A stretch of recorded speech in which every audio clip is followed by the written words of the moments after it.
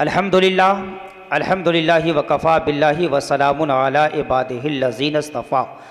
अम्मा बाद फ़क़द क़ालल्लाहु तबारक व तआला फ़िल क़ुरानिल मजीद वल फ़ुरक़ानिल हमीद। फ़अऊज़ु बिल्लाहि मिनश शैतानिर रजीम। बिस्मिल्लाहिर रहमानिर रहीम। क़ुल ला अस्अलुकुम अलैहि अजरन इल्लल मवद्दत फ़िल क़ुरबा। आमन्तु बिल्लाहि सदक़ल्लाहु मौलानल अज़ीम व बल्लगना रसूलुहुन नबियुल अमीनुल मतीनुल मुबीनुल करीम व नहनु अला ज़ालिका लमिनश शाहिदीन व शाकिरीन वल्हम्दुलिल्लाहि रब्बिल आलमीन। गौसे आज़म बमने बेसरो सामा मददे क़िबला-ए दी मददे काबा-ए ईमा मददे बिगर दाबे बिला उफ्ताद किश्ती ज़ईफ़ानो शिकस्त रातु पस्ती बहक़े ख़ाजा-ए उस्मान हारून मदद कुन या मुईनुद्दीन चिश्ती मदद कुन या मुईनुद्दीन चिश्ती मदद कुन या मुईनुद्दीन चिश्ती। शाह बहरे नवाजी कुन तबीबा चारा साजी कुन मरीज़े दर्द इत्यानम अगिथनी या रसूल अल्लाह। रज़ायत साइले बेपर तुई सुल्तान ला तनहर शाह बहरे अज़ी ख़ानम अगिथनी या रसूल अल्लाह। काफ़ी देर से शरे शाम से लेकर अब तक आप यहाँ पर बैठकर ज़िक्र हुसैन समात कर रहे हैं। हम आपको दिल की अता गहराइयों से मुबारकबाद पेश करते हैं। यहाँ पर जितने उलमा शोरा खुतबा हैं सबको सलाम मोहब्बत पेश करता हूँ। अस्सलामु अलैकुम व रहमतुल्लाहि व बरकातुहू। वालेकुम अस्सलाम व रहमतुल्लाहि ताला व बरकातुहू। मिंबर नूर पर जमात अहले सुन्नत की कद्दावर शख्सियत आपके सरज़मीन नारैनिया में मसलके आला हज़रत के प्लेटफार्म से तबलीगी मिशन लेकर हाज़िर हुआ उतरा। खुसूसियत के साथ ख़तीब अहले सुन्नत ख़तीब नौजवान नासिर मसलके आला हज़रत हज़रत अल्लामा मौलाना आफ्ताब आलम गियासी मुज़फ़्फ़रपुरी, जिन्होंने अपनी पूरी ज़िम्मेदारी का एहसास कराया और वो बातें आप तक पहुँचाई जिसकी इस वक्त दुनिया को असद ज़रूरत है। अल्लाह पाक की बारगाह में दुआ है कि परवरदिगार आलम उनके ज़ुबान से निकले हुए अल्फाज को हमारे दिलों के अंदर तीर की तरह पेवस्त की तौफ़ीक़ अता फ़रमा और उस पर अमल करने की भी तौफ़ीक़ अता फ़रमा। आज के इस इजलास के जो एलाउंसर है एक नक़ीब आज़म हिंदुस्तान ही नहीं बल्कि अच्छे ख़तीब भी हैं, अच्छे मुक़र्रिर भी हैं। इंशाअल्लाह आज आपने इनकी नक़ाबत सुनी है, किसी मौके से इनकी खिताबत भी आप समात करेंगे। और शायर हर दिल अज़ीज़, शहनशाह तरन्नुम, शहनशाह नगमात, जनाब मिसालुद्दीन मिसाल मुज़फ़्फ़रपुरी, जिनका अंदाज़ ही बेमिसाल है और आपको बेमिसाल, खुद भी बेमिसाल है और आपको भी बेमिसाल बना दिया है। और क्यों ना हम बेमिसाल हो कि हम किसी और के मानने वाले नहीं, हुसैन पाक के मानने वाले, और हुसैन का मानने वाला बेमिसाल ही होता है। जिस चीज़ को निस्बत हो जाती है ना वो शय भी मुमताज़ हो जाती है, उसका वजूद, उसका मकाम अफजल व आला हो जाता है। हमारे लिए ये कम है कि हमारी पहचान यजीद से नहीं हुसैन पाक से है। ये कम है, एक छोटी दौलत इससे समझ रहे हैं आप, बहुत बड़ी दौलत है, बहुत बड़ी दौलत है जो करोड़ों खर्च करके लोग इसकी कीमत अदा नहीं कर सकते। अल्लाह ने आपको बग़ैर खर्च किए ये कीमती दौलत और सरमाया अता फरमाया है। अल्लाह पाक हुसैन पाक की मोहब्बत में जीने मरने की तौफ़ीक़ अता फरमाई।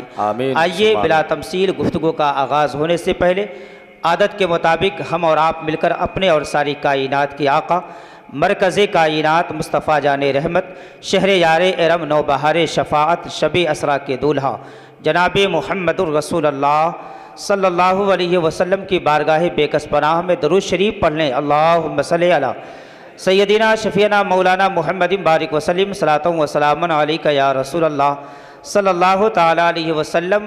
आपकी ये मस्जिद बड़ी खूबसूरत है, बहुत खूबसूरत है, और उतना ही अच्छा खूबसूरत इमाम आपको मिला है। और ऐसा नहीं कि इमाम सिर्फ खूबसूरत है तो आप खूबसूरत नहीं है, आप भी खूबसूरत है। सुभान अल्लाह, आप भी खूबसूरत हैं और अल्लाह पाक इस खूबसूरती को सलामत रखे। जितना अच्छा कुरान आपके ख़तीब व इमाम पढ़ते हैं ना, अच्छे अच्छे कारी साहब भी उतना अच्छा कुरान शरीफ नहीं पढ़ पाते। आप जब पढ़ते होंगे उनके पीछे नमाज तो आपको एहसास होगा कि हम यहाँ नहीं बल्कि मदीनतुर रसूल में नमाज अदा कर रहे हैं। ये छोटे छोटे बच्चे हैं, बच्चे बच्चे होते हैं, हमारे घर के बच्चे हों या आपके घर के बच्चे, बच्चे बच्चे हैं, लेकिन बच्चों को चलना हमसे आता है। जैसा हम करेंगे वैसे बच्चे वैसे ही करेंगे, जैसा हम करने की कोशिश करेंगे बच्चा भी वैसा ही करेंगे। इसलिए आप इस वक्त ज़िक्र हुसैन के महफिल में इन छोटे छोटे बच्चों को लेकर आए हैं। नींद सबको आती है, बच्चे हैं नींद आ गई है, लेकिन आज नींद आई है, कल ये आदत बनती जाएगी, एक दिन होगा कि नींद भी ख़त्म हो जाएगी।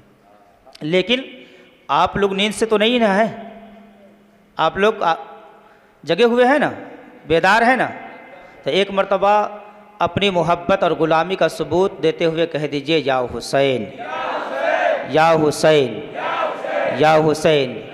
एक शेर मुलाजा फरमाए हज़रत हाफिज़ कारी इरशाद बाबू, मेरे लिए बाबू ही हैं, और ये हज़रत अल्लामा मौलाना क़यामुद्दीन साहब हमारे स्टाफ हैं, और मिसालुद्दीन भाई का तो कोई जवाब ही नहीं। हम लोग सब तबलीगी मिशन लेके हाज़िर हुए हैं। अल्लाह पाक की बारगाह में दुआ है कि हमारे किसी जुमले पे आप अमल कर ले ताकि हमारे लिए क़यामत के दिन ज़रिया निजात बन जाए।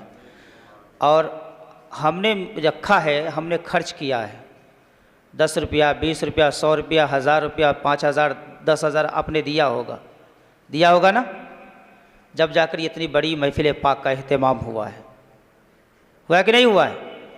और आप यहाँ पर बैठे हैं, लेकिन इस वक्त कुछ लोग अपने बिस्तर पर गद्दे पे आराम कर रहे होंगे।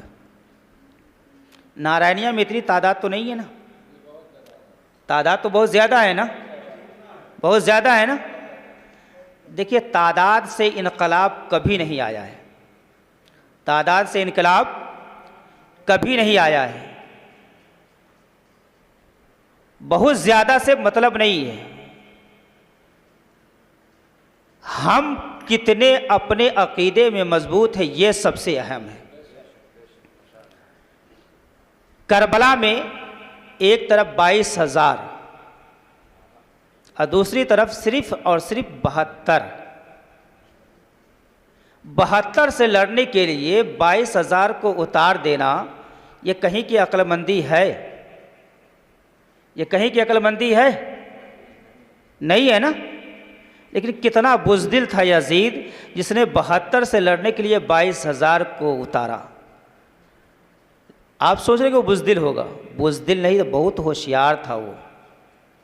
जहाँ तक आपकी सोच नहीं है उससे कहीं ज़्यादा उसकी सोच थी, उसके सोच की पहुँच थी। किसी ने पूछा था उससे, आज नारैनिया में तकरीबन 50 से 60 लोग यहाँ पे बैठे हैं, 500 लोगों से कम की आबादी तो नहीं होगी इमाम साहब, नहीं ना होगी। तो मुसलमान नाम रख लेना और अपनी पहचान मुसलमान से कराना ये अहम नहीं है।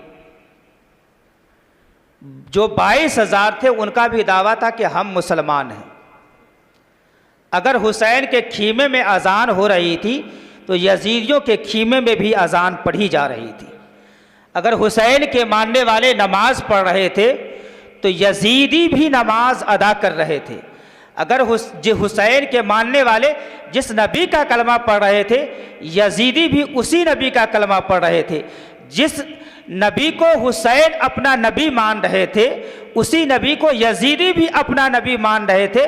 और यजीदी ये भी जान रहे थे कि जिससे हम लड़ने के लिए आए हैं वो नबियों के नबी इमामुल अंबिया जनाब मुहम्मदुर रसूलुल्लाह सल्लल्लाहु अलैहि वसल्लम का नवासा है।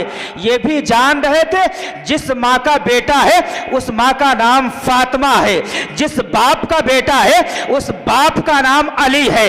दुन जमाने में न मुस्तफ़ा का कोई जवाब था उस वक्त, न अली का कोई जवाब था, न हुसैन के माँ फातिमा का कोई जवाब था।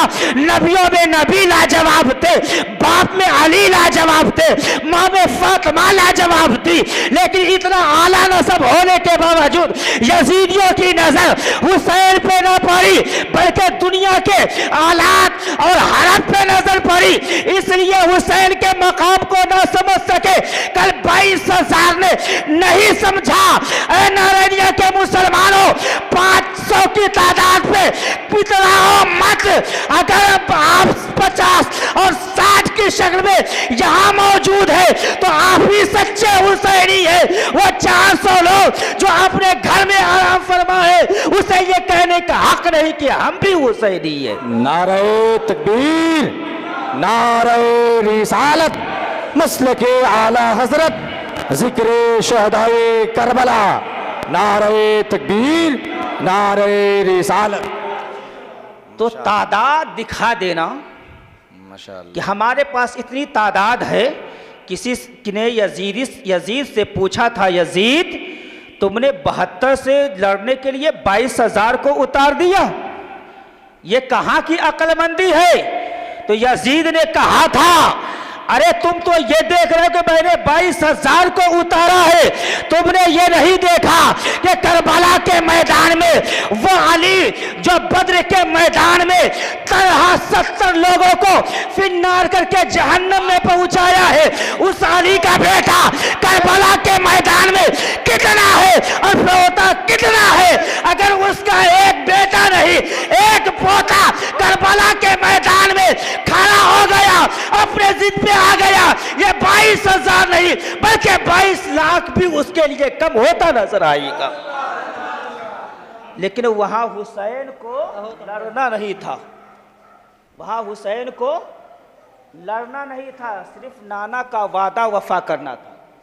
नाना का वादा वफा करना था। अगर लड़ने पे आते कोई एक यजीदी बचकर नहीं जाता, कोई एक यजीदी बचकर नहीं जाता।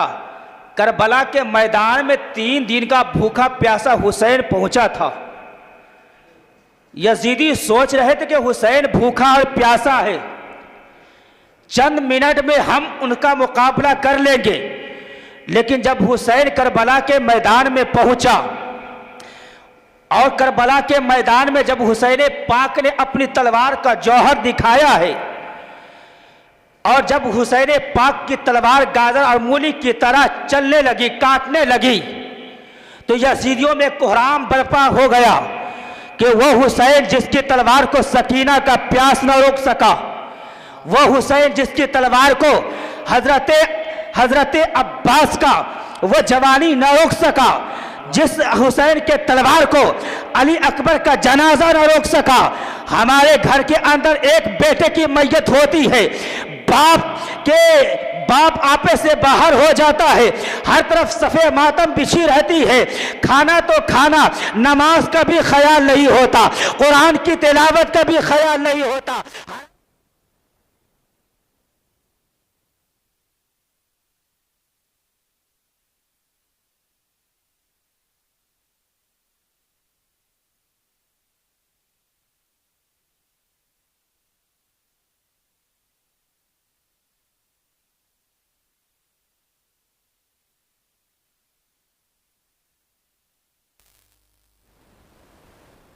में जिस तलवार को यजीदी सोच रहे थे इस तलवार को रोका कैसे जाए, जिस तलवार को अली अकबर की जवानी ने रोक सकी, हजरत अली असगर का तड़पना न रोक सका, हजरत औनो मोहम्मद की शहादत न रोक सकी, हजरत वैया बिन कल्बी की शहादत न रोक सकी, हजरत सकीना का वो बेहोश होना न रोक सका, मेरे बाप के बेवा होने का डर न रोक सका। आखिर वो तलवार रुकी है, आखिर वो तलवार रुकी तो कैसे रुकी? करबला के मैदान में शोर बरपा था कि इस तलवार को कैसे रोका जाए, जिसको भूख न रोक सकी, जिसको प्यास न रोक सकी। भूख और प्यास के नरगे में भी हुसैन की तलवार रुक नहीं रही, इस्लाम की हिफाजत में चल रही है, कुरान की हिफाजत में चल रही है। ऐ हुसैनियों, 10 मुहर्रम को तुम भी हुसैन पाक के नाम का नारा तो लगाते हो, हाथ कच्छा पहने हुए हो, न सर पे टोपी है न इमामा है, हाथ में लाठी है, किसी के हाथ में शराब की बोतल है। अगर यही गुंडागर्दी हुसैन पाक के नाम पे करते हो, शर्म आनी चाहिए। अगर यही करना है, तेरे घर के अंदर दादा की मैयत होती है, कभी दादी की मैयत होती है, उसके बरसी का जमाना आता है, बड़ा शौक है, तो उस दिन ढोल बजाकर देख ले। जिस दिन तेरा बाप मरा था, जिस दिन तेरा दादा मरा था, तो जब बाप के लिए उसके बरसी पे तुम ढोल नहीं बजा सकते, तो हुसैन पाक की शहादत पे तुम्हें किसने इजाजत दिया कि ढोल बजाओ? क्या यह हुसैनियत है? क्या इसका हुसैनियत से कहीं तक कोई ताल्लुक है? क्या कोई लगाव है, कोई कनेक्शन है? करबला में ढोल बजे हैं, मैं इसका इनकार नहीं करता, ताशे पीटे गए हैं, खुशियां मनाई गई है, लेकिन हुसैन की शहादत के बाद तो हुसैन के घर वालों का हाल ये कि खीमे जला दिए गए, खीमे उजाड़ दिए गए। वो हुसैन का घर, जिस घर में जिब्रील जैसा फरिश्ता बगैर इजाजत के दाखिल नहीं होता, गुलाम की तरह दरवाजे पे खड़ा रहता है, आज उस हुसैन का खीमा तक उजाड़ दिया गया, खीमा तक जला दिया गया। सकीना बेहोश पड़ी हुई है, हजरत ज़ैनुल आबिदीन को गशी पे गशी आ रही है, उठने की ताकत करते हैं तो बेहोश होकर जमीन पे गिर जाते हैं। शहरों बानों के आंखों का आंसू थम नहीं रहा है।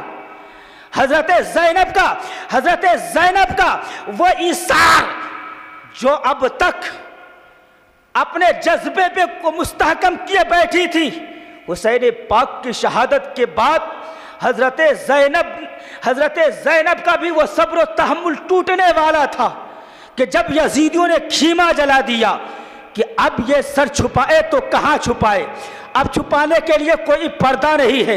तो एक जालिम ने देखा कि नबी की घर की बेटियां, उनकी बहुएं, उनके सर पे दुपट्टा है, तो उन जालिमों ने दुपट्टा तक को खींच लिया।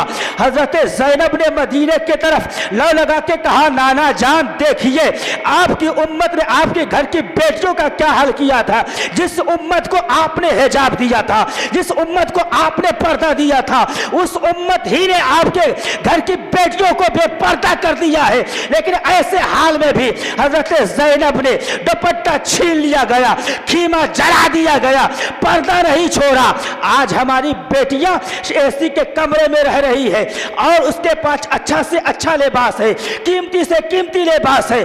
आज मैट्रिक करने के नाम पर, आज हाई स्कूल करने के नाम पर, कॉलेज में पढ़ने की बुनियाद पर, यूनिवर्सिटियों में पढ़ने की बुनियाद पर आज उसका बाप अपने हाथों से अपने जवान बेटी के लिए, 18 साल की जवान बेटी के लिए, 20 साल की जवान बेटी के लिए अपने हाथों से जींस खरीद कर लाता है, टी शर्ट खरीद के लाता है। ऐ मेरी कौम के गुज्जर मुसलमानों, तुम अभी देखते हो, हम भी देखते हैं, लेकिन तुम अपनी नजर से देखते हो, हम अपनी नजर से देखते हैं। मैं ये देखता हूं तो मेरी कौम की बेटियों के इस हालत को देखकर रोना आता है। जिस उम्मत पर रसूल पाक ने पर्दे को फर्ज किया था कि अगर जहां मुसलमान घर की बेटियां अपने सर से दुपट्टा हटा देती है, वहां से रहमत के फरिश्ते चले जाते हैं। आज पढ़ाई के नाम पर, एजुकेशन के नाम पर, तालीम के नाम पर हमारी बच्चियां कॉलेज जा रही है, हमारी बच्चों ने नकाब तो पहन लिया है, क्या उस नकाब के आड़ में भी उसकी इज्जत महफूज है? नहीं।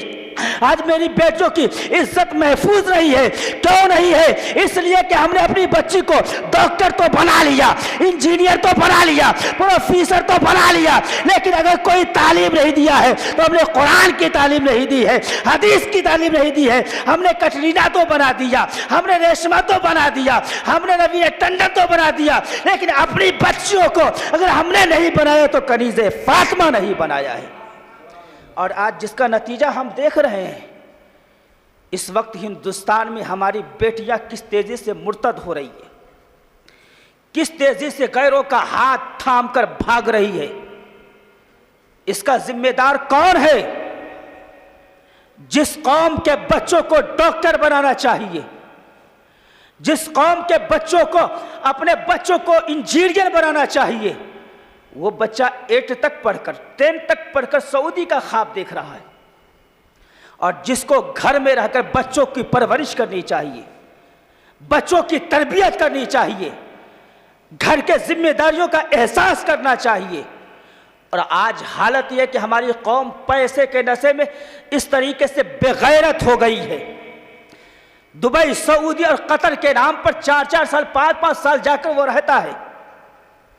अरे नफ्स सबके साथ है, चाहे मर्द हो या औरत। इस्लाम ने जो निज़ाम दिया था, उमर फारूक आज़म ने जो निज़ाम बनाया था, हज़रत उमर फारूक आज़म ने की नज़र में इस्लाम इतना अहम था, दीन इतना अहम था कि यह मसला उन्हें अपनी बेटी से पूछना पड़ा कि ऐ मेरी प्यारी बेटी, ये बता, कोई औरत अपने शौहर की गैर मौजूदगी कितने दिन तक बर्दाश्त कर सकती है?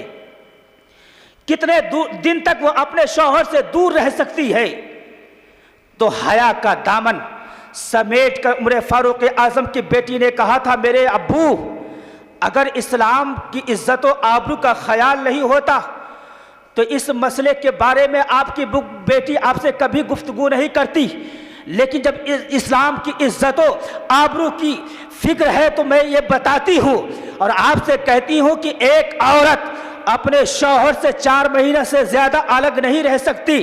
तो जब उमर फारूक आज़म ने अपनी बेटी से सुना तो जो मुजाहिद जंग में हुआ करते थे, आपने ऐलान किया था, आपने यह कानून बनाया था कि जिस मुजाहिद का ड्यूटी 4 महीना हो जाए उससे इजाजत है कि वह छुट्टी लेकर अपने घर जाए और अपनी बीवी की जरूरत पूरा करे। तो जिस इस्लाम ने 1400 साल पहले ऐसा निजाम और ऐसा कानून बना दिया था, आज उसके मानने वाले अपनी बीवी को छोड़कर, कोई 3 साल के लिए दुबई है, कोई 2 साल के लिए दुबई है, कोई 5 साल से जाकर बैठा हुआ है, उसे ना अपनी बेटी का ख्याल है ना अपनी बीवी का ख्याल है। जब इस तरीके से अपनी बीवी और बेटियों को आवारा छोड़ दोगे, एक दिन आएगा कि ना वह बीवी तुम्हारी होगी ना बेटी तुम्हारी होगी, बल्कि वह गैरों के हाथ में इस्तेमाल हो चुकी होगी। ऐसे दौलत से क्या फायदा जिस दौलत से तुम्हारी इज्जत और आबरू महफूज ना रह सके। इसलिए हुसैनी मिजाज लो, हजरत इमाम हुसैन का खीमा जला दिया गया, खीमे उजाड़ दिए गए। उजाड़ने के बाद हजरत ज़ैनब, सकीना और हजरत उम्मे रबाब शहरबानों के सर से दुपट्टा छीन लिया गया। ना जाने इस दुनिया में अभी भी यजीद की कुछ ऐसी नाजायज़ औलादे हैं, ना जाने उसे कैसी मोहब्बत है यजीद से। कुछ लोग कहते हैं कि किस औरत के सर से दुपट्टा छीना गया था। अरे छीना गया जब ही तो मुअर्रिख ने लिखा, जब तो मुफक्किर ने लिखा, अगर नहीं होता तो किताबों में नहीं आता।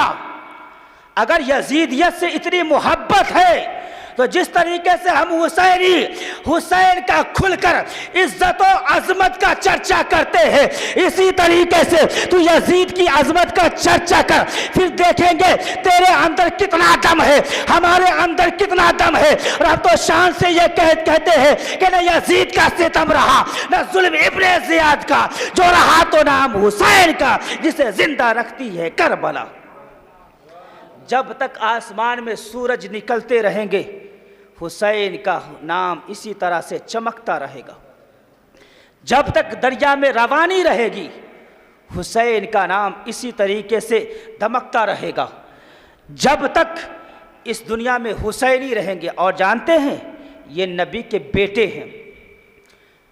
अल्लाह के रसूल ने सहाबा से फरमाया था, और सहाबा में उस सहाबी जिसका नाम अली है, सुभान अल्लाह, जिसका नाम अली है। अली कौन है? फातह खैबर है, दामादे पैगंबर है। अली वो है जिसकी पैदाइश खाना काबा के अंदर हुई है। वो अली, हजरत अली से सरकार ने फरमाया, अली कागज और कलम लाओ और जो मैं लिखवाता हूं उसे लिखो। हज़रत अली ने कहा, या रसूल अल्लाह, क्या आपको मुझ पर एतमाद नहीं कि जो आप कहेंगे मैं भूल जाऊंगा? अल्लाह के रसूल ने फरमाया, अली ऐसी कोई बात नहीं है, बल्कि मैंने तो अल्लाह की बारगाह में दुआ की है कि मौला जो अली सुन ले उसे कभी भूलने ना पाए, कभी भूलने ना पाए। तो या रसूल लिखाने की क्या ज़रूरत है? तो सरकार ने फरमाया, अली लिखाने की ज़रूरत यह है कि ये जो हुसैन बैठा है ना, जो हुसैन बैठा है ना, ये मेरी अहले बैत है, ये मेरी अहले बैत है। अहले बैत कौन है? अल्लाह के रसूल सल्लल्लाहु अलैहि वसल्लम से अल्लाह ने कुरान में फरमाया, कुल्ला असअलुकुम अलैहि अजरन इल्लल मवद्दत फिल क़ुरबा, कि ऐ महबूब कह दीजिए कि अल्लाह ने तुम्हें मेरे सदक़े में नमाज दिया, रोज़ा दिया, हज दिया, ज़कात दिया, दीन दिया, कुरान दिया, अल्लाह ने जो कुछ तुम्हें अता किया है उसका बदला अल्लाह नहीं मांगता। अल्लाह सिर्फ ये चाहता है कि तुम मेरी अहले बैत से मोहब्बत करो, मेरी अहले बैत से मोहब्बत करो। तो सहाबा ने अर्ज़ किया, या रसूल अल्लाह, ये अहले बैत में कौन कौन लोग हैं? अबू लहब है, अबू जेहल है, क्योंकि सरकार का चचा था ना ये। तो सरकार ने फरमाया ये नहीं है। तो सहाबा ने फरमाया, या रसूलल्लाह, फिर अहले बैत में आपके वो कौन है? तो सरकार ने फरमाया, फातिमा, अली, हसन, हुसैन और मैं मुहम्मदुर रसूलुल्लाह, ये 5 तन मिलके पंजतन बनते हैं। अल्लाह ने फरमाया कि जैसे मैंने तुम्हारे ऊपर नमाज, रोज़ा, हज, ज़कात फ़र्ज किया है, इसी तरीके से मैंने तुम्हारे ऊपर अहले बैत की मोहब्बत भी फ़र्ज की है। अगर तुम नमाज पढ़ते हो तो तुम्हारे लिए ज़रूरी है कि मेरे नबी की अहले बैत से मोहब्बत भी करो, और अगर मोहब्बत अहले बैत लेकर नमाज लेकर आओगे तो फिर तुम्हारी नमाज कबूल की जाएगी। और अगर नमाज लेकर आओगे, हुब्बे अहले बैत नहीं लेकर आओगे, मेरे महबूब के घर वालों की मोहब्बत लेकर नहीं आओगे, तुम्हारी नमाजें तुम्हारे मुंह पे मार दी जाएगी। तो सहाबा ने फरमाया, या रसूल कौन कर? सरकार ने फरमाया, फातिमा, अली, हसन, हुसैन। सरकार ने फरमाया, मेरे सहाबा जानते मेरे अहले बैत कौन है? तो सहाबा ने अर्ज़ किया, या रसूल आप बताएं। हज़रत मौला अली ने फरमाया, या रसूल बताएं। तो सरकार ने फरमाया, अली, जिस तरीके से आसमान वालों के लिए तारे अमान है, ज़मीन वालों के लिए मेरी अहले बैत अमान है। सरकार ने फरमाया, अली, जब तक आसमान में सितारे चमकते रहेंगे आसमान खत्म नहीं होगा, इसी तरीके से जब तक जमीन पर मेरे नबी, मेरे अहले बैत रहेंगे, अल्लाह कयामत नहीं लाएगा। पता चला आज कयामत रुका है, कयामत नहीं आ रही है, इसलिए कि नबी की अहले बैत मौजूद है। नबी की अहले बैत की आमद ने, उसकी मौजूदगी ने कयामत को रोक रखा है। जिस दिन नबी के अहले बैत इस दुनिया से उठा लेंगे, लिए जाएंगे, ये दुनिया भी खत्म हो जाएगी। अगर ये दुनिया आबाद है तो नबी के अहले बैत के सदक़े में आबाद है। तो एहसान हमारे ऊपर है कि नहीं? अहले बैत का है कि नहीं है? अब ये मोहब्बत कैसे करें? नबी ने मोहब्बत का कोई तरीका नहीं बताया, सहाबा ने सुना, और वो सहाबा में वो सहाबा जो नबियों के बाद सबसे अफजल है, बादल अंबियाई बित्तहकीक, अमीरुल मोमिनीन अबी बकर सिद्दीक, हज़रत अबू बकर नबियों के बाद रूए ज़मीन पर तमाम लोगों में सबसे अफजल है। हज़रत अबू बकर ने जब नबी से सुना, मस्जिद से बाहर तशरीफ़ लाए नमाज पढ़कर, क्या देखा कि हुसैन पाक का बचपना है और हुसैन पाक खेल रहे हैं। सुभान अल्लाह। हज़रत अबू बकर सिद्दीक़ हज़रत इमाम हुसैन के करीब गए और हज़रत इमाम हुसैन को अपने गोद में उठा लिया, और गोद में उठाकर हज़रत इमाम हुसैन को चूमने लगे और चूम कर अपने कंधे पे बैठा लिया। किस अंदाज से बैठाया? एक पैर एक सीने पे, दूसरा पैर दूसरे सीने पे। दूसरे सहाबा ने देखा कि अबू बकर आप ये क्या कर रहे हैं? आप नबियों के बाद सबसे अफजल है। आपको अल्लाह के रसूल ने अपना यारगार बनाया है। अल्लाह ने आपके लिए कुरान में फरमाया रदी अल्लाहु अन्हुम व रदू अन, यानी अल्लाह आपसे राज़ी है, आप अल्लाह से राज़ी है। नबियों के बाद सबसे मर्तबा आपका है। आप अमीरुल मोमिनीन है, आप खलीफा वक्त है, आप बादशाह वक्त है। आप हुसैन के साथ ये क्या कर रहे हैं? ये हुसैन को अपने कंधे पे उठाया, उठाने के बाद एक पैर को एक सीने पे रखा, दूसरे पैर को दूसरे सीने पे रखा। अबू बकर, हजरत अबू बकर, आपने ये क्या किया है? एक बच्चे को अपने कंधे पे उठाया है। तो अबू बकर ने फरमाया, ऐ मेरे नबी के प्यारे सहाबा, तुमने तो ये देख लिया कि हुसैन को मैंने कंधे पे बैठाया है, तुमने तो ये देखा है कि मैं अफजलुल बशर हूं, तुमने तो ये देखा है कि मैं अमीरुल मोमिनीन हूं, तुमने तो ये देखा है मैं बादशाह वक्त हूं, तुमने तो ये देखा है मैं खलीफा वक्त हूं। मैं कोई नया काम नहीं कर रहा हूं, मैंने वही किया है जो नबी को करते हुए देखा है। मैं वही कर रहा हूं जो नबी को, क्या नबी ने फरमाया था कि मेरे बाद हुसैन को अपने कंधे पे बैठाना? फरमाया था? नहीं फरमाया था। लेकिन ये मोहब्बत है कि जिस तरीके से नबी ने अब हुसैन को अपने कंधे पे बैठाया, अबू बकर ने भी बैठाया। अब मोहब्बत के बहुत सारे दरवाजे हैं, बहुत सारे रास्ते हैं। आप हुसैन के मोहब्बत में शरबत पिला रहे हैं, यह भी मोहब्बत का एक अंदाज़ा है। आप हुसैन की मोहब्बत में खाना खिला रहे हैं, यह भी एक मोहब्बत है। आप हुसैन की मोहब्बत में गरीबों की मदद कर रहे हैं, यह भी एक मोहब्बत है। नबी, आप हुसैन की मोहब्बत में हुसैन का जिक्र कर रहे हैं, यह भी मोहब्बत है। नबी, आप हुसैन की मोहब्बत में हुसैन पाक को सलाम कर रहे हैं, यह भी हुसैन पाक की एक मोहब्बत है। मोहब्बत के बहुत रास्ते हैं, बहुत तरीके हैं। आपको जो अच्छा लगे वह कीजिए, लेकिन शर्त यह है कि जिसका शरीयत ने आपको इजाजत दिया है वह करे, जिससे शरीयत ने मना किया है वो हम हरगिज नहीं कर सकते। हम ये नहीं कर सकते कि हुसैन की मोहब्बत में ढोल पीटे। हम ये नहीं करें कि गैरों की तरह अपने बच्चियों को बेपर्दा करके मेला और बाजार में छोड़ दे आवारों की तरह। नहीं, आप कॉलेज और यूनिवर्सिटी के नाम पर अपनी बच्चियों को बेपर्दा कर रहे हैं। सुनो, हजरत जुनैद बगदादी से पूछा गया, क्या कोई मर्द, क्या कोई लड़का किसी लड़की को पढ़ा सकता है? तो हजरत जुनैद बगदादी ने कहा कि पढ़ाने वाला अगर हसन हो, पढ़ाने वाला हसन हो। यह हसन कौन है? हसन बसरी। कौन है ये? हसन बसरी। और पढ़ने वाली राबिया बसरी हो, जिसके लिए काबा अपनी जगह छोड़कर राबिया का तवाफ करने के लिए आ जाए। हजरत जुनैद बगदादी ने फरमाया, अगर पढ़ने वाली राबिया हो, पढ़ाने वाला हसन हो, और जहां पढ़ाया जाए वो काबतुल्लाह हो, और जो पढ़ाया जाए वो कलामुल्लाह हो, यानी कुरान हो, फिर भी इस्लाम इजाजत नहीं देता कि कोई मर्द किसी औरत को वो पढ़ा सके। तो जिस इस्लाम ने कुरान जैसी किताब को पढ़ाने से मना कर दिया, लेकिन आज हालत क्या है कि मदरसे में लोग अपने 7-8 साल की बच्ची को पढ़ने के लिए नहीं भेजते हैं। पूछा जाता है, जनाब आप अपनी बच्ची को मदरसा क्यों नहीं भेजते पढ़ने के लिए, जहां कुरान की तालीम हो रही है, हदीस की तालीम हो रही है, जहां कनीज़े फातिमा बनाया जा रहा है, जहां कनीज़े सकीना बनाया जा रहा है।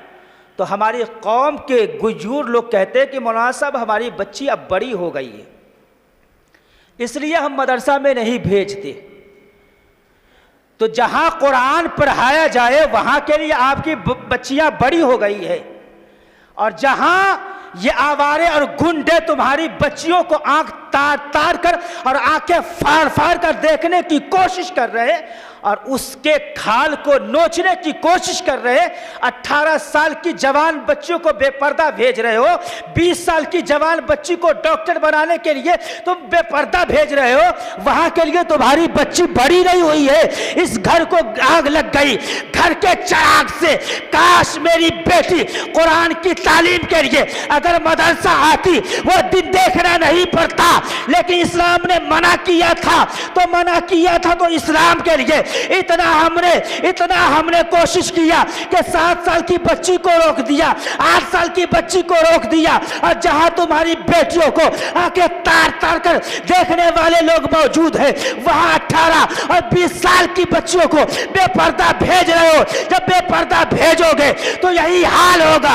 आज तुम्हारी बेटी है, कल किसी के हाथ में देकर किसी और की बीवी होती नजर आएगी, और जिसके वजह से समाज में भी तुम्हारी नाम कटेगी और पूरे दुनिया के अंदर एक मैसेज जाएगा कि मुसलमानों की बेटियों का ये हाल है। मैं कहता हूं कि अपनी बेटियों को डॉक्टर आप बनाइए, इंजीनियर बनाइए, लेकिन उससे पहले ये नौजवान जो है, जो सऊदी और कतर और दुबई का नशा लिए बैठे हुए हैं, इसको 8 और 10 तक पढ़ाने के बाद इसकी पढ़ाई बंद क्यों कर रहे हो? इनको जमीन से उठकर आसमान पे प्रवास करना है, जिसको आसमान के ऊंचाई को छूना है, तुम तो उसको 8 तक पढ़ा रहे हो, 10 तक पढ़ा रहे हो। जिसको अपनी घर की जिम्मेदारी संभाली है, उसको डॉक्टर बनाने की जरूरत क्या है? बनाना है तो इन नौजवान को डॉक्टर बनाओ, इनको वकील बनाओ, इनको प्रोफेसर बनाओ, इनको इंजीनियर बनाओ। ये तुम्हारे भी काम आएंगे और अपनी कौम के भी काम आएंगे। इनकलाब बेटियों से नहीं आएगा, बेटियों से इनकलाब आलमा बनाने के बाद आएगा, बेटियों से इनकलाब कुरान पढ़ाने के बाद आएगा, बेटियों से इनकलाब हदीस पढ़ाने के बाद आएगा, बेटों से इनकलाब इंजीनियर बनाने के बाद आएगा, प्रोफेसर बनाने के बाद आएगा, वकील बनाने के बाद आएगा, जज बनाने के बाद आएगा। इनको जज बनाओ, इनको वकील बनाओ, और जिन्हें घर को संभालना है उसे कुरान की तालीम दो, उसे हदीस की तालीम दो, उसे कनीज़े फातिमा बनाओ, कनीज़े सकीना बनाओ। हजरत ज़ैनब ने करबला के मैदान में कहा, नबी की बेटियों, अगर तुम्हारे सर से दुपट्टा छीन लिया गया तो क्या हुआ? अल्लाह ने तुम्हें लंबे लंबे बाल दिए हैं, ये जो बाल पीछे की तरफ है, इसे पीछे की से हटाकर आगे की तरफ कर लो, ताकि तुम्हारे चेहरे का पर्दा हो जाए। वहां लाशों पे लाशें बिछी है, पर्दा नहीं छूटा। आज मुहर्रम के नाम पर मेरी बेटियां बेपर्दा मेलों में जा रही हैं। जिस मजहब ने आज से 1400 साल पहले उम्र फारूक आजम के ज़माने में औरतों को मस्जिद में जाने से मना कर दिया, नमाज जैसी इबादत के लिए, आज उन बेटियों को मज़ारों पे और बाज़ारों में और मेलों में जाने की इजाज़त किसने दी है? ये मॉडर्न तालीम ने दी है, ये जदीद एजुकेशन ने दिया है, ये तरक्की याफ्ता तालीम ने दी है। अगर हमें अपने बच्चों की और अपनी बच्चियों की आबरू की हिफाजत करनी है तो हमें करबला को पढ़ना होगा, करबला से सीखना होगा। उन लोगों ने अपने बेटों भाइयों का लाशा देखकर भी पर्दा नहीं छोड़ा, और तुम हुसैन के नाम पर बेपर्दगी का तुम इजहार कर रहे हो, नुमाइश कर रहे हो। तुम्हें कुछ नहीं करना है, कुरान की तिलावत तो कम से कम घर में बैठ, तुझे बाहर जाने की जरूरत नहीं है। और ढोल और ताशा पीटने वालों, अगर हुसैन से मोहब्बत की बुनियाद पर ढोल और ताशा पीट रहे हो तो जिस दिन दादा की बरसी हो उस दिन पीट कर देख, फिर पता चलेगा कि मैयत पे ढोल पीटना कितना अच्छा लगता है। फिर देखना समाज वाले तुम्हें क्या कहेंगे, कैसा कहेंगे। दरूद शरीफ पढ़िए, अल्लाहुम्मा सल्ली अला सय्यदिना शफीना मौलाना मुहम्मदिन बारिक वसल्लम सलातो व सलामन अलैका या रसूल अल्लाह सल्लल्लाहु ताला अलैहि वसल्लम। आइए चलते चलते आखिरी बात करबला के हवाले से। खीमे उजाड़ दिए गए, जला दिए गए, सर से दुपट्टा छीन लिया गया, शाम से रात आ गई, वो शाम गरीबा, वो गम की रात, चारों तरफ लाशें ही लाशें हैं, सर छुपाने के लिए आसमान के अलावा कोई दूसरी जगह नहीं है।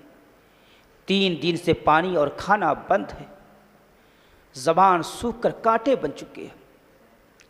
रात की तारीकी में एक आलम ऐसा आया कि लगा कि अब आसमान से आग की बारिश होगी, पत्थर की बारिश होगी। यजीदियों के अंदर एक डर महसूस हुआ, एक खौफ पैदा हुआ, कहीं आसमान से पत्थर की बारिश न हो जाए, अल्लाह का अज़ाब नाज़िल हो सके। किसी कहने वाले ने कहा ऐसा न हो कि अल्लाह का अज़ाब आ जाए, इससे पहले हमें हुसैन से जंग था ना, हमने हुसैन को शहीद कर दिया। ये औरतें, ये बच्चे हैं, भूखे हैं, प्यासे हैं, इनके लिए खाने और पानी का इंतज़ाम किया जाए। जिसका पूरा घर शहीद कर दिया गया, कत्ल कर दिया गया, उस घर के लोगों को खाना अच्छा लगेगा? उस घर के लोगों को पानी अच्छा लगेगा? यजीदियों ने मीटिंग की और मीटिंग करने के बाद खाने का इंतज़ाम हुआ, एक मश्क में पानी का इंतज़ाम हुआ, लेकिन लेकर जाए तो कौन जाए? हुर की बीवी जो इमाम हुसैन के कदमों में सबसे पहले शहादत दी थी, उसकी बीवी को इस बात पर राज़ी किया गया कि हुर की बीवी तुम लेकर जाओ और वास्ता देना हुर का कि मैं हुर की बीवी हूं, तुमने अगर ये खाना और पानी कबूल कर लिया तो मैं अपने शहीद शौहर के गम को भूल जाऊं। हुर की बीवी रात के तारीकी में, रात के अंधेरे में खाना लेकर पहुंची। हजरत ज़ैनब एक छोटा सा खंजर लेकर लाशों पे पहरा दे रही थी कि कोई जानवर इन लाशों को लेकर भाग न जाए। जो लाश कुचल दी गई है, जिसके चिथरे चिथरे बिखर चुके हैं, एक छोटा सा खंजर लेकर पहरा दे रही थी। अचानक किसी चलने वाले की आवाज़ महसूस हुई। हजरत ज़ैनब ने वो खंजर तान लिया और कहा, कौन है? जो जहां है वहीं रुक जाए। अब वो हुसैन की बहन ज़ैनब नहीं बल्कि अली बन चुकी थी, हुसैन बन चुकी थी। कहा, आने वाला कौन है? रात का सन्नाटा है, जो जहां है वहीं रुक जाए, वरना ये ज़ैनब नहीं बल्कि अली का किरदार पहन लेगी, अली का किरदार ले लेगी। हजरत ज़ैनब ने जब इतना कहा, एक सख्ता तारी हुआ और वो कदम आहिस्ता आहिस्ता उठाते उठाते हजरत ज़ैनब के पास पहुंच गई। जब वो पहुंची तो हजरत ज़ैनब ने कहा, कौन? आवाज आई, ज़ैनब मैं हुर की बीवी हूं, जिसने नबी और आले नबी पर सबसे पहले शहादत पाई है। हजरत ज़ैनब की आंखों में आंसू आ गए, क्योंकि हुसैन के साथी की बीवी है। हजरत ज़ैनब ने फरमाया, क्यों आई हो, क्यों आई हो? हुर की बीवी ने कहा, ज़ैनब जो होना था वो हो चुका, जो रब को मंजूर था वो हो चुका। ज़ैनब तुम 3 दिन से भूखी हो, प्यासी हो, तुम्हारे बच्चे 3 दिन से भूखे प्यासे हैं, ये खाना और पानी है, इसे कबूल कर लो। हजरत ज़ैनब ने कहा, हुर की बीवी ये तुम क्या कह रही हो? जब खाने वाले जा चुके, पीने वाले जा चुके, जब खाना और पानी लेकर आ रही हो, जाओ, मुझे खाने और पीने की जरूरत नहीं है। हजरत हुर की बीवी ने हजरत फातिमा का वास्ता दिया, ज़ैनब तुम्हें फातिमा का वास्ता। फातिमा वो है कि जब हजरत अली अकबर को इजाजत नहीं मिल रही थी करबला में जाने की, तो हजरत ज़ैनब आकर इमाम हुसैन से कहा, भाई हुसैन मैं तुम्हें फातिमा का वास्ता देती हूं कि खुद जाने से पहले अकबर को इजाजत दो। तो नाम फातिमा वो है जहां अधूरा काम मुकम्मल होता है, और वो फातिमा जिसका आलम ये कि दुनिया वाले तो एहतराम करते ही करते हैं, कयामत का दिन होगा नफ्सी नफ्सी का आलम होगा, और जब फातिमा हश्र के मैदान से गुजर रही होगी, निदा आएगी, ऐ महशर वालों अपनी निगाहें नीची कर लो, क्योंकि मेरे नबी की बेटी फातिमा का गुजर होने वाला है। वह फातिमा जिसकी शान और आलम मकाम का ये आलम कि जिसके तन पे जो चादर है उस चादर के बारे में किसी शायर ने कहा था कि जिसके चादर में समा जाए सब माहो नुजूम, चादर फातिमा ज़हरा को समझता क्या है। वो फातिमा, हजरत फातिमा का वास्ता दिया जाए और बात पूरी ना हो। उनकी बीवी ने कहा, ज़ैनब तुम्हें तुम्हारी माँ फातिमा का वास्ता, इस खाने को ले लो, इस खाने को कबूल कर लो, लेकिन दिल पे ज़रा हाथ रख कर बातें सुनना। हज़रत ज़ैनब ने वो खाना तो ले लिया, लेने के बाद ज़मीन पे रखा और अभी तक हज़रत सकीना बेहोश है। हज़रत सकीना बेहोश कब हुई थी जानते हैं? जब हज़रत इमाम हुसैन करबला में जा रहे थे। हज़रत सकीना ने घोड़े के एड़ को पकड़ लिया था और कहा, अब्बा हुजूर मत जाइए, जाने वाला जो जाता है वो ज़िंदा वापस नहीं आता है, किसी को ज़िंदा नहीं छोड़ा है। बाबा मुझे आप किसके सहारे छोड़कर जा रहे हैं? हज़रत इमाम हुसैन घोड़े से उतरे और अपनी बेटी सकीना को हज़रत ज़ैनब के हवाले किया और अल्लाह के सुपुर्द किया। मौला मैं अपनी बेटी सकीना को तेरे सुपुर्द करता हूँ, मैं अपनी बहन ज़ैनब को तेरे सुपुर्द करता हूँ, मैं अपनी बीवी शहर बानो और उम्मे रबाब को तेरे सुपुर्द करता हूँ। और हज़रत इमाम हुसैन फ़ी अमानिल्लाह कहकर मक्तल में चले गए। इधर हज़रत सकीना बेहोश है।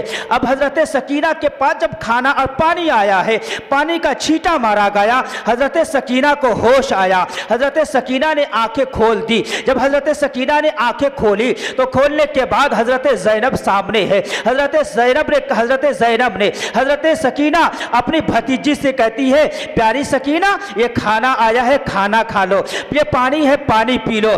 अल्लाह अकबर, जरा दर्द को देखे, जरा कर्ब को देखे। जब हजरत सकीना से हजरत ज़ैनब ने कहा, बेटी ये खाना है खा लो, ये पानी है पानी पी लो, आज मुहर्रम के दिन में रोजा न रखकर इतराने वालों और घमंड में चूर होकर ढोल और ताशे पे फिड़कने वालों, जरा गौर तो कर। हजरत ज़ैनब ने कहा, हजरत ज़ैनब ने जब सकीना से कहा बेटी खा लो और पी लो, तो हजरत सकीना 3 दिन की भूखी है, प्यासी है, बच्ची है, लेकिन फिर कहती है, फूफी जान क्या आपने खा लिया है? क्या मेरी माँ शहर बानो ने खा लिया है? क्या मेरी सौतेरी माँ उम्मे रबाब ने खा लिया है? हज़रत ज़ैनब ने कहा, बेटी सकीना तुम्हें क्या नाना जान की हदीस याद नहीं है? नाना जान का फरमान है कि जब कोई खाने की चीज़ आए तो पहले छोटे को खिलाया जाए, फिर बड़े खाए। जब पानी पिलाना हो तो पहले छोटों को पिलाओ, फिर बड़ों को पिलाया जाए। अरे हज़रत सकीना, तुम इस अहले बैत ख़ानदान में इस वक्त तुम सबसे छोटी हो,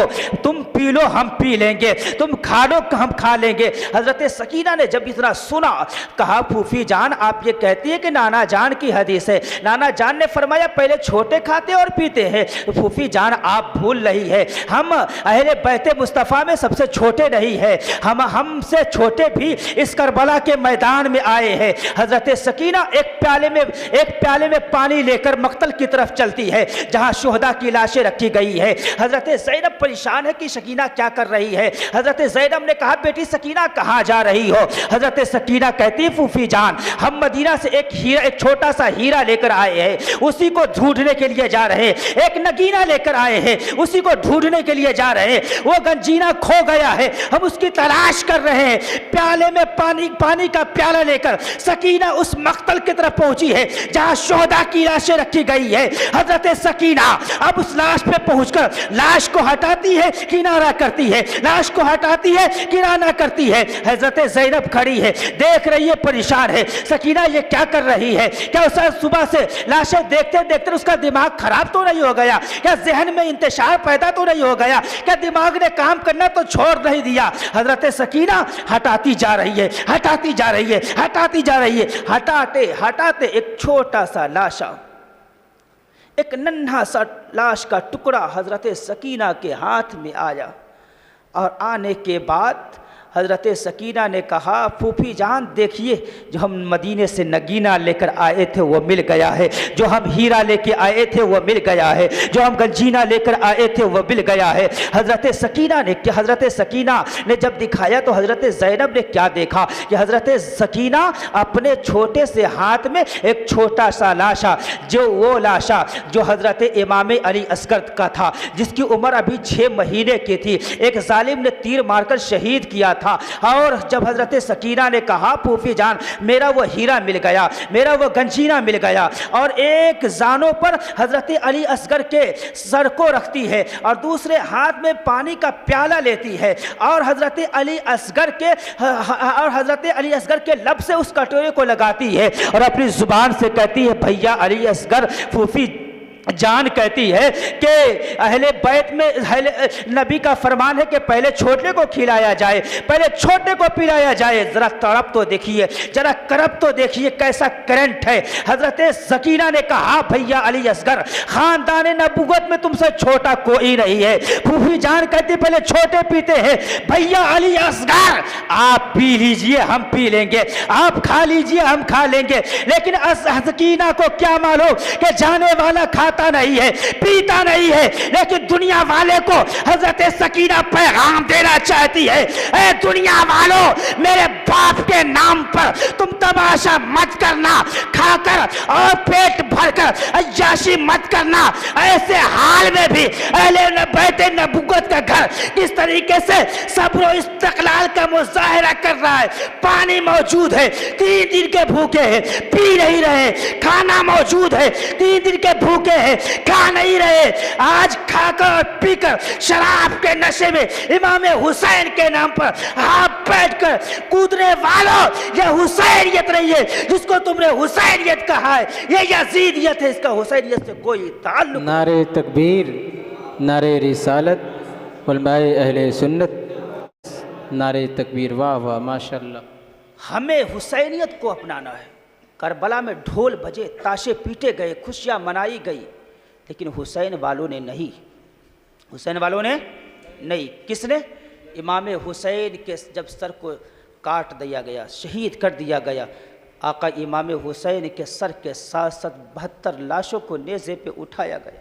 आगे आगे आका इमाम हुसैन का सर है, उसके पीछे बाकी शुहदा के सर है, उसके पीछे ढोल बजाने वालों की तादाद है, उसके पीछे तमाशा देखने वालों की तादाद है, उसके पीछे औरतों का गीत है जो गीत गा रही, मरसिया गा रही है और खुशियाँ मना रही है। ऐ मेरी बेटियों तुम क्या कर रही हो? ताज़िया बना रहे हो और ताज़िया बनाने के बाद उसे अपने ही सर पे उठाते हो, उसके पीछे ढोल होता है, उसके पीछे तमाशा देखने वालों का हुजूम होता है, उसके पीछे बेपर्दा औरतों का हुजूम होता है। जो कल करबला में यजीदियों ने किया था वो तुम कर रहे हो। मैं ताज़िया का मुखालिफ नहीं हूँ, ताज़िया बनना चाहिए, ताज़िया बनाओ, लेकिन वो ताज़िया बनाओ जिसका इमाम अहले सुन्नत ने इजाज़त दिया है। ताज़िया ऐसी हो, इमाम हुसैन का रोज़ा बनाओ या करबला मोहल्ला का नक्शा बनाओ या गुंबद खजरा का नक्शा बनाओ, उसे एक जगह पे रखो। और तुम करबला नहीं जा सकते, अपने घर पे ताज़िया की शक्ल में इमाम हुसैन का रोज़ा बनाकर उसकी ज़ियारत करो और इमाम हुसैन के रोज़े को तसव्वुर करके इस रोज़े को देखो और इस रोज़े के बरकत से करबला के मैदान की तरफ, करबला की तरफ तवज्जो होकर इमाम हुसैन की बारगाह में दुआ करो। फिर देखो इमाम पाक का फैज़ान कैसे बरसता हुआ नजर आता है। वाह सुभान अल्लाह। जो तरीका दिया गया है उस तरीके पे अमल करें तो इंशाअल्लाह हम इंशाअल्लाह ज़रूर हुसैनी कहलाने के मुस्तहिक होंगे। रबीउल अव्वल शरीफ में हम लोग जुलूस में सबसे आगे आगे होते हैं ना, उलमा का काफिला सबसे आगे आगे होता है, क़ियादत ये करते हैं, लीडरिंग ये करते हैं। क्यों? क्योंकि उसमें अदब, उसमें लिहाज, उसमें पर्दा सब कुछ है और उसका शरीयत ने हुक्म दिया है। काश अगर हमारे यहाँ जुलूस हो और इसी तरीके से जुलूसे हुसैनी भी निकले तो जिस तरीके से जुलूसे मोहम्मदी की हम क़ियादत करते हैं, जुलूसे हुसैनी की भी हम क़ियादत करते हुए नजर आएंगे और आपसे आगे इंशाअल्लाह हम रहेंगे। क्योंकि जितना आप दावेदार हैं ना, उससे कहीं ज़्यादा हमारे उलमा हुसैनियत की मोहब्बत के दावेदार हैं। अगर सच्ची मोहब्बत किसी के दिल में है इस वक्त है तो हमारे उलमा के दिल में है। इसलिए हमें और आपको सुनने से ज़्यादा अल्लाह पाक अमल की तौफीक अता फरमाए।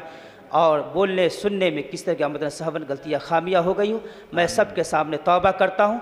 अस्तगफिरुल्लाह रब्बी मिन कुल्लि ज़ंबी व अतूबु इलैह। जमाले अहमद मुख्तार को शब्बीर कहते हैं, जलाले हैदर कर्रार को शब्बीर कहते हैं। यही तो करबला से आज भी आवाज़ आती है, खुदा की शेर की ललकार को शब्बीर कहते हैं। जिगर के खून से ज़ोहरा का चैन लिखता हूँ, शहीदी के आँखों का नूरे ऐन लिखता हूँ। कुछ ऐसा इश्क है इमाम आली मकाम से मुझको, नए कलम से मैं पहले हुसैन लिखता हूँ। अल्लाह पाक हमें और आपको सबको हुसैन की मोहब्बत में जीने और मरने की तौफीक अता फरमाए। जब तक जिए हुसैन की मोहब्बत लेकर जिए, और जब दुनिया से जाएँ तो हुसैन की मोहब्बत लेकर जाएँ। इंशाअल्लाह हमारी दुनिया भी कामयाब होगी, हमारी आखिरत भी कामयाब होगी। वमा अलैना इल्लल बलाग।